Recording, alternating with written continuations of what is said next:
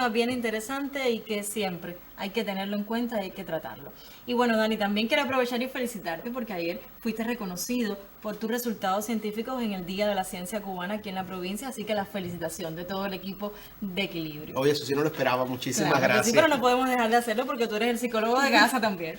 Y bueno, ahora sí, el tema de hoy, chikungunya, sexo, amor.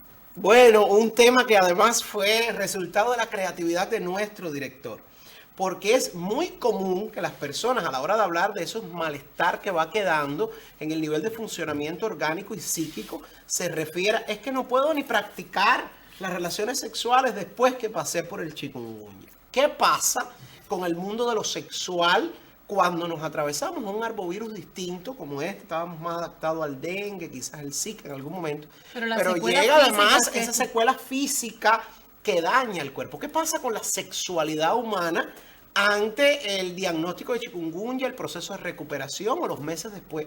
Hablábamos de los 3 primeros meses como los más graves, pero yo creo que se extiende un poquito más. Incluso, Dani, también el chikungunya ha estado asociado a afectaciones emocionales importantes a raíz de que es una enfermedad que se prolonga la cura total. Eso también pudiera estar afectando la esfera sexual, lógicamente. Ahí vemos entonces el resultado también, o digamos que el efecto también por el daño en el funcionamiento psíquico. Algo que me da insomnio, algo que me irrita, algo que me deprime, genera que, por supuesto, la libido, ese deseo sexual, disminuye y por tanto, no solo porque el cuerpo se sienta mal o esté molido de dolores, sino también porque mi deseo como acto propio del nivel de funcionamiento psíquico se ve caracterizado por una nulidad, o sea, un no querer.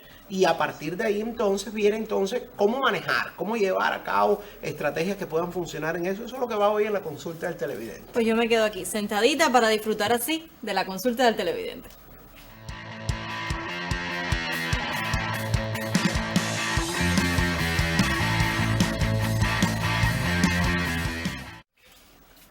Si usted es de los que cree que sexualidad es simplemente cumplir un patrón histórico y condicionado que termina en la penetración, en ese proceso de interacción, le aseguro que el tema de hoy le va a escandalizar un poquito.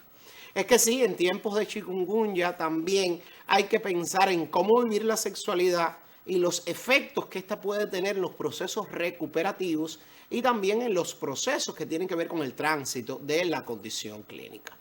Chikungunya, una arbovirosis que no es nueva en el mundo, pero sí en la realidad cubana ha marcado un importante impacto. Realmente yo digo que los 7 días que dura aproximadamente el inicio de la patología no es lo más terrible, como esos dolores que quedan en el cuerpo y también el daño que queda en el funcionamiento psíquico después que transita. Lo hablábamos ahorita con Jenny. Se trata entonces de, me duele mi cuerpo, me duelen ciertas partes de brazos, piernas, la columna. Y esto, por supuesto, me lleva a no tener deseos de una práctica que además moviliza todos los músculos del cuerpo. Porque sí, la práctica sexual moviliza todos los músculos del cuerpo, igual que un único ejercicio, la natación. Es por eso que siempre es una de las mejores alternativas para funcionar y para lograr que haya un nivel de potenciación en la calidad de vida. Y por otro lugar también está la depresión, la ansiedad por el malestar, el insomnio que inhibe mis deseos de una práctica sexual exitosa o de cualquier tipo de práctica. ¿Qué toca entonces? ¿Qué toca cuando el chikungunya ha tocado a mi puerta y me ha llevado a dejar de un lado eso que tanto disfruto y que son las relaciones sexuales dentro de la pareja o fuera de estas, que no son las que yo recomiendo, porque recuerde también que hay que tener un nivel de responsabilidad afectiva y también de compromiso para con las otras personas, con las personas que nos rodean y la importancia también de la protección. Entonces aparece un reto, el reto de replantearnos cómo vivir una sexualidad o una práctica sexual más rica sin necesidad de repetir ese patrón inicial del que hablaba.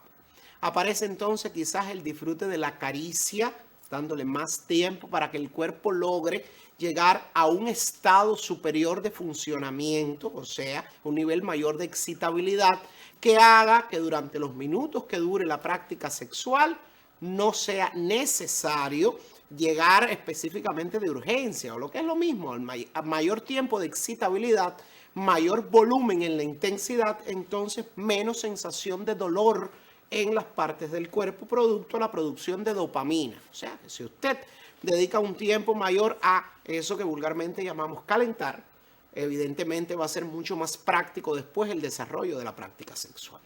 No siempre tenemos que terminar en la penetración. Y ojo con esto, está demostrado además que el mito de la penetración compromete nuestra posibilidad de sentirnos bien. En la mayoría de los casos, los orgasmos se pueden alcanzar con sexo oral o con alguna práctica masturbatoria, que también funciona en épocas de chikungunya. Y es que masturbarse junto a su pareja, además de permitirle a usted saber qué gesto, qué acción, qué posición puede o no asumir, va a garantizar de cierta forma que tengamos un nivel mayor de compromiso con nuestro cuerpo, impidiendo así tener que adoptar posiciones que duelen un poquito por el daño causado. Y un tercer consejo inicial pudiese estar relacionado también con negociar qué me gustaría y cómo me gustaría hoy que fuese la práctica sexual en sí, a partir de lo que busco y de lo que deseo o de lo que no deseo, a partir de cómo me voy sintiendo. Hagamos un alto en el diálogo. Veamos 5 consejos muy efectivos para la sexualidad o para la práctica sexual en cualquier contexto, incluso en chikungunya. 5 claves fundamentales para disfrutar plenamente tu vida sexual. 1. Sentir y no pensar. Es decir, si sientes solamente, vas a activar la acetilcolina, con eso el óxido nítrico, se van a abrir todos los vasos que irrigan tus genitales y la mujer va a lubricar, el hombre va a tener una erección y perfecto. Toda la respuesta sexual se puede ir dando paso a paso. Segundo, dar y recibir placer. Hay personas que son capaces de solamente dar placer, pero a la hora de recibir, bueno, como que les cuesta, y eso es porque se sienten poco merecedoras de sentir placer. Tercero, autoconocimiento. Tienes que conocer qué te gusta, qué no te gusta. Cuarto, conocimiento del otro. Quinto, conocimiento de cómo es la sexualidad para no ir pensando, para no ir con falsas expectativas.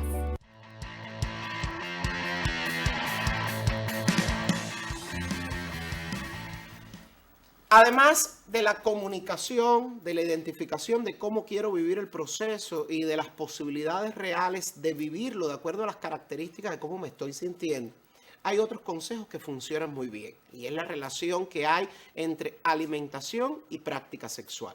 Por lo general, cuando nos sentimos mal, tratamos de comer lo que nos apetece y eso te vuelve también un arma contra el disfrute de la relación sexual. Está demostrado que el exceso de azúcares, muy propio de cuando nos consentimos por sentirnos mal, o incluso el aumento de ciertas sustancias como los aceites, las grasas en el organismo, disminuye la libido, el deseo sexual. Por tanto, lo más recomendable sería incorporar granos, en este caso estoy pensando los frijoles con excelentes resultados, incorporar también el pepino, la calabaza, que aumenta la producción de testosterona y estrógeno, incorporar el platanito, excelentes resultados en el plano del funcionamiento sexual, y el maní, que además son reconstituyentes del organismo y permite y posibilita además el aumento del deseo. Ojo con la trampa de los afrodisíacos, que la lista es muy cara y poco efectiva. Esa teoría de que los huevos del carey o incluso de que también funciona como afrodisíaco el chocolate o incluso cualquier otra disímile de las que están escritos, el jengibre, no funciona para todo el mundo. Porque hay un carácter, o digamos que algo que dinamiza el carácter específico de vivir la sexualidad. Y es que cada uno es un mundo sexual, un mundo distinto. Por tanto, no hay fórmulas acabadas. Eso sí está demostrado, que la higiene, que incluso amanecer haciendo aerobios, o sea, ejercicios de algún tipo, dinamizando el cuerpo, ciertas posturas a la hora de dormir, algo que huela con un ambiente que me guste, quizás un incienso, la sábana recién lavada, alguna colonia o crema, van a aumentar el deseo. Por tanto, disfrutar ese momento de preparación, de inicio, van a asegurar que la práctica sea mucho más exitosa. Si duele, podemos detenerlo, poner un stop y volver a la posición inicial, donde jugamos, nos acariciamos y retomamos en otro momento. Porque tiempo y linealidad no ligan con el disfrute sexual. tiene que ser un acto de creatividad y de conocimiento. Eso sí, si usted no conoce qué le gusta, cómo le gusta, dónde están sus puntos que activan el disfrute, estoy muy seguro que en época de chikungunya o en cualquier otra época le será muy difícil disfrutar de su sexualidad. 7 días que se detengan las prácticas sexuales, 15 o 20, no es un problema. Cuando pasa de ahí, tendríamos que revisar qué está sucediendo. Lo importante entonces sería reinventarnos y, ¿por qué no?, jugar a aprender y a disfrutar de nuestra sexualidad y de nuestras relaciones sexuales. Gracias por ser cómplice de este momento. Nos vemos el próximo martes en una sección pensada para su bienestar. ¿Cómo estamos en Facebook? Salud Mental _Equilibrio TVA. Les esperamos.